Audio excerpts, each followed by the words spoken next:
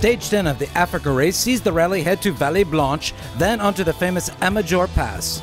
Then more of Mauritania's breathtaking dunes before the special stage heads through the spectacular Hunuk Pass before concluding at the Izugi Pass.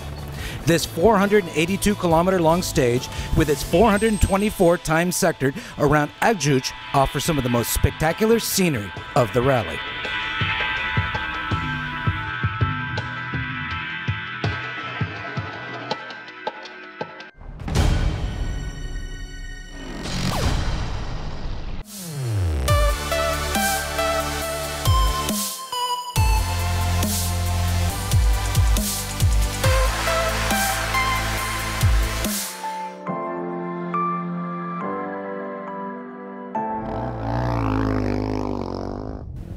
While it was a beautiful day, it was also a tough one for the bike category of Edition 9 of the Africa Eco Race.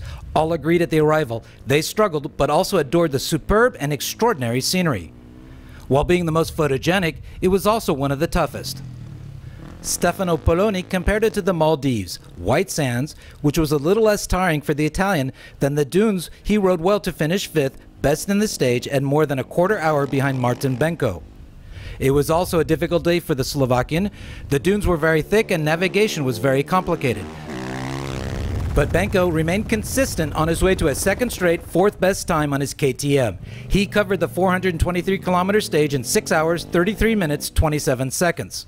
It's a shame he broke his clutch the day before last because Paolo Cecchi would have still been in contention for the overall podium.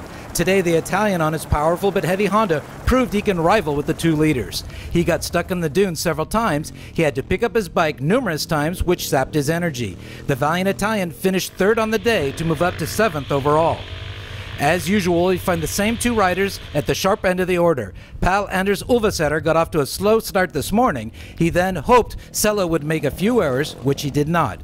The Norwegian admits that the teenager is better than him in all the sectors. He's king of the stony roads, he's king of the navigation, he's king of the high speed, he's king of, I don't know, everything else.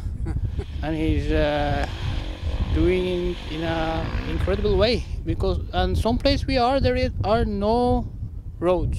It's in the road book, but he always finds the roads without looking around, but it's bap, bap, bap.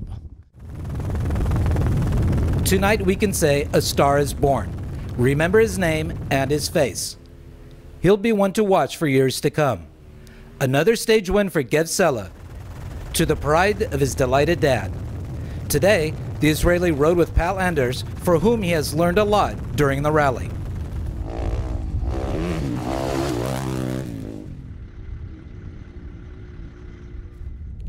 Paul is the master of the dunes. I have a lot to learn from him about how to ride in the dunes and navigation and all of this until I will be fast as him. And here's a look at today's results, with the 5th victory for Sella ahead of Ulvasetter, Cecchi, Benko, Piloni, and Zatko. In the general classification, Gev Sella pushes his lead from Ulvasetter to 54 minutes 33 seconds. Benko is still 3rd ahead of Zatko and Piloni. And the image of the day comes thanks to the slow-motion camera action of Portugal's Alexander Assenreich. And that will do it for today. Tomorrow, the 11th and penultimate stage that will take place on Friday the 13th. For some, it's a day of chance. For others, not so much. 2/3 of the stage will run on sand-covered tracks between the dunes. In all, 208 kilometers of special stage between Agjouch and Fimlet. Then another 338 kilometers of liaison to reach the bivouac in Saint Louis in Senegal.